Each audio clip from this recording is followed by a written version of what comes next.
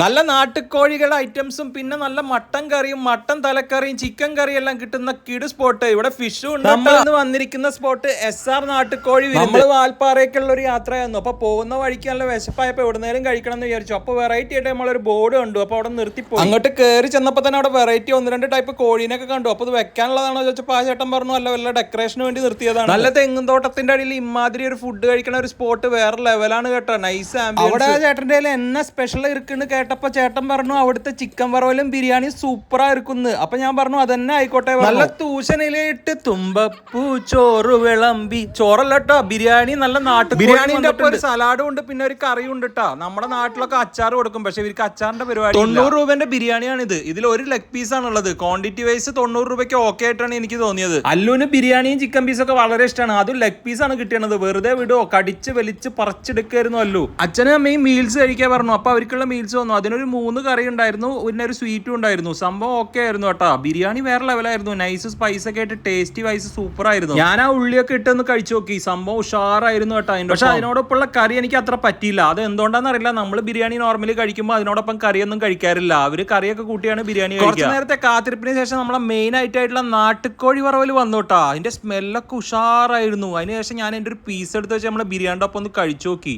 സംഭവം അന്യായ ടേസ്റ്റ് ആണ് കേട്ടോ. ഞാൻ ഇത്രയൊന്നും പ്രതീക്ഷിച്ചില്ല. സാധനം ഉഷാറ് സാധനമായിരുന്നു. എല്ലാ ഫുഡിന്റെ ഒപ്പം ഇവരൊരു സ്വീറ്റ് കൊടുക്കുന്നുണ്ട്. ആ സ്വീറ്റിന്റെ പേര് റവ കേസരി എന്നാണ്. അത് ഉഷാറ് സാധനമാണ് കേട്ടോ. അല്ലൂണ് ആ ബിരിയാണി നല്ലപോലെ പറ്റി. അതുകൊണ്ട് തന്നെ ഞങ്ങൾ ഒരു ബിരിയാണി കൂടി ഞങ്ങൾ ചോറ് ഉഷാറായിരുന്നു എന്നാണ് കേട്ടോ അവര് പറഞ്ഞത്. അതിന്റെ ഒപ്പം രസം എന്തൊക്കെ കിട്ടിയിരുന്നു. അതെല്ലാം കിടുവാണ്. നമ്മൾ ഓർഡർ ചെയ്ത അടുത്ത ബിരിയാണിയും വന്നു കേട്ടോ. അപ്പൊ കാത്തിരിപ്പിനൊടുവിൽ വന്ന ബിരിയാണി നമ്മൾ എങ്ങനെ കഴിക്കുമെന്ന് ആലോചിച്ചപ്പോൾ എല്ലാവരും കൂടി ഷെയർ ചെയ്തങ്ങ് കഴിച്ചു. എനിക്ക് എപ്പോഴും മനസ്സിലാവാത്തൊരു കാരണം, നമ്മൾ വീട്ടിലൊക്കെ ബിരിയാണി ഉണ്ടാക്കുമ്പോൾ ചിക്കൻ പീസൊക്കെ ഭയങ്കര ഹാർഡായിരിക്കും. ഇവരുടെ ചിക്കൻ പീസൊക്കെ നോക്കിയാൽ വളരെ സോഫ്റ്റ് ആൻഡ് ടെൻഡർ ആണ്. ആ പൊട്ടിച്ചെടുക്കുമ്പോൾ അതിന്റെ ലെയറൊക്കെ കണ്ടോ. അല്ലു ഇതാ സൂപ്പറൊക്കെ കാണിക്കുന്നുണ്ടല്ലോ. ആൾക്ക് നല്ലപോലെ. ഏകദേശം അരമണിക്കൂറോളം ഫുഡായിട്ടുള്ള യുദ്ധം കഴിഞ്ഞതിന് ശേഷം ഞങ്ങൾ പുറത്തിറങ്ങിയപ്പോൾ ആ കാഴ്ച അതിമനോഹരമായിരുന്നു കേട്ടോ. ആ തോട്ടത്തിനുള്ളിൽ കുറച്ച് നേരം അങ്ങോട്ടും ഇങ്ങോട്ടും നടന്നു. അല്ലുവിന്റെ കുറച്ച് നേരം കുസൃതികളൊക്കെ കണ്ട് കളികളൊക്കെ കണ്ട് അങ്ങനെ നടന്നു. ഫുഡിന്റെ പ്രൈസ് വൈസ് എനിക്ക് വളരെ ചീപ്പായിട്ടാണ് തോന്നിയത്. ഞങ്ങൾ 4 പേര് കഴിച്ച ആകെ 800 രൂപയാണ് ആയുള്ളൂ.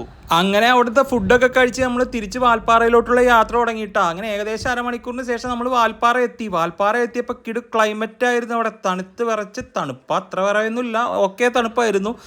നമ്മളെപ്പോലുള്ള പാലക്കാട്ടുകാർക്കൊക്കെ ഈ സ്ഥലത്തൊക്കെ വരുമ്പോൾ വല്ലാത്തൊരു വൈബായിരിക്കും. കാരണം നമ്മളവിടെ ഇങ്ങനത്തെ സ്ഥലങ്ങളൊന്നുമില്ല. അല്ലുവാണെങ്കിൽ അവിടെ വന്നതിന് ശേഷം കുറേ നേരം അങ്ങോട്ടും ഇങ്ങോട്ടും ചാടിക്കളിച്ച് അതിൽ കൂടെ ഓടിക്കളിച്ച് അങ്ങനെ കളിച്ച് നടന്നു. അപ്പോഴാണ് അല്ലുവിനൊരു ആഗ്രഹം അവിടുത്തെ മാഗി കഴിക്കണമെന്ന്. ഇങ്ങനെ ഉയരം കൂടിയ സ്ഥലത്തൊക്കെ പോകുമ്പോൾ അവിടുത്തെ മാഗി വളരെ ഫേമസ് ആവില്ലേ.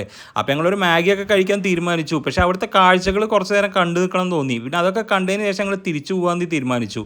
അപ്പോൾ അച്ഛനും പറഞ്ഞു എന്നാൽ പോയി ഒരു മാഗിയൊക്കെ കഴിച്ച് നമുക്ക് പോകാമെന്ന്. അങ്ങനെ ഞങ്ങൾ അടുത്തുള്ളൊരു അക്കയുടെ ഒരു കട ഉണ്ടായിരുന്നു. അക്കയുടെ കടയിലോട്ട് വിട്ടു. അക്കയാണെങ്കിൽ ഭയങ്കര ഫാസ്റ്റ് ആട്ടോ. ഈ ഏജിൽ ഇവർ ഇങ്ങനെയൊക്കെ ചെയ്യുന്നുണ്ടെന്ന് ഓർക്കുമ്പോൾ നമ്മൾ സമ്മതിച്ചു കൊടുക്കണ്ടേ.